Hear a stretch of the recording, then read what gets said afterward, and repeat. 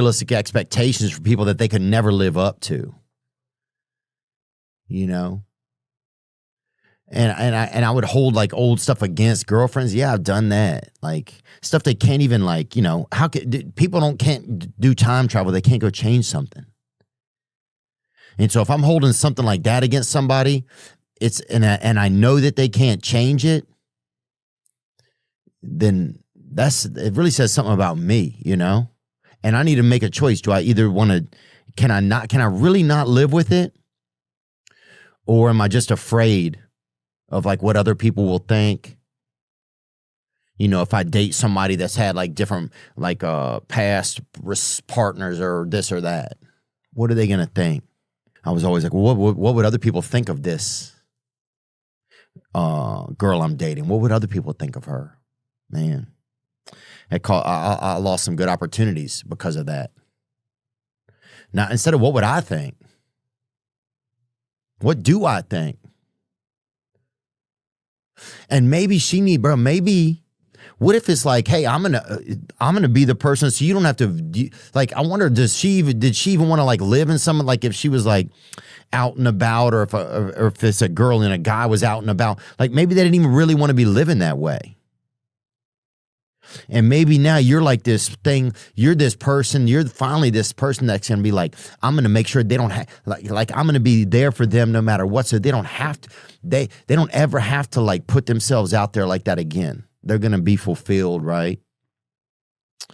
They're going to know that I'm here for them. You know, I don't know. Maybe, I don't know. I don't know if that's crazy to say. I haven't had success doing that, but I'm just thinking, man, what if we were like, what if we were the kind of boyfriends that it was like, oh, I'm not going to be like that. I'm not going to hold your past against you. I'm going to make sure that you have somebody that's going to be right there. You know, I'm going to make sure you don't ever have to live that way again if you don't want to, that you don't have to operate in these certain circles if you don't want to, you know? I don't know. That's tough, dude. I wasn't good at it, man. I would just be like, because it gave me something, always this little extra card of like, oh, why I can be upset, right? It gave me a chance to have one foot out of the relationship. That's the truth. That's the truth, bro. But imagine if you could be like, I'm going to be the person so this girl doesn't ever have to worry again. They don't ever have to worry if they're going to have somebody's going to be there for them. They don't ever have to like give themselves away to an environment they're not sure about. They don't, you know what I'm saying? Like, I'm going to be this man that they've been needing. So I don't know, man. I'm not preaching at you. I'm just thinking out loud. What if the calendar did that to us, right? What if the calendar, and I don't know who owns the calendar or whatever, probably Bezos or Lutnick or whatever. But what if the calendar, like you'd had a day years ago that wasn't good, right? Or you had a week years ago that wasn't even that good, right? And what if the calendar just suddenly like made you relive it, like life's going a certain way, and now the calendar is like, oh, I'm throwing in 2011 at you. It was a Wednesday, remember that? Bam. And you're like, what the fuck? This was so long, I got to do this. So that's kind of what I was doing when I was acting like that. I was like, what about this old thing, this old day, this old relationship? You know, why don't we live that shit again?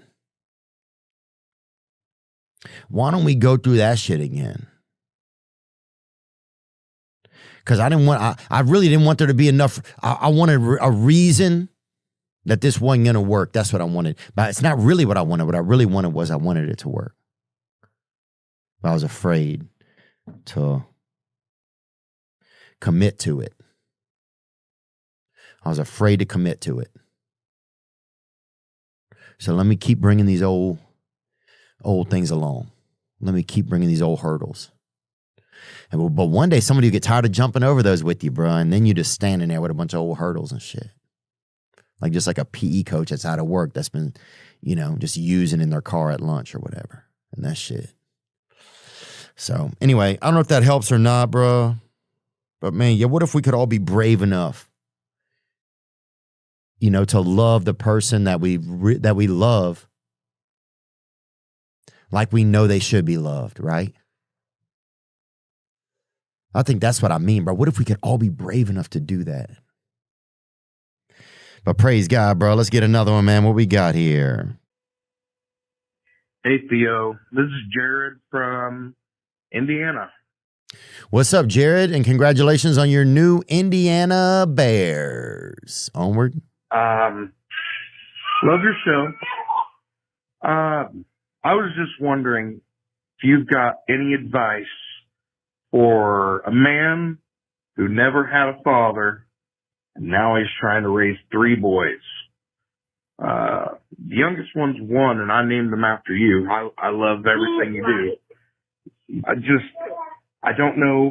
I want to be the father that I never had. But sometimes it gets hard, man. You can probably hear him in the background. But if you got any advice for me, love you, man. Oh, yeah, that loud one, that must be me. That must be me, bro. The loud one, the chatty one back there. The one back there selling dime bags or whatever, bro. Selling QP, bro. You know what I'm saying? Pushing weight. That's me. Bro, it's a thoughtful call to think about this, especially around Father's Day, just to think. Like, I think what I would do, I would write down the stuff maybe that you feel like you didn't get, and then you'll kind of have your answers, I think. For me, I think some of it would have just been direction. It would have been like, maybe if my father would have put his hand on the back of my neck more. That's like a very fatherly son or parental type of thing. The back of the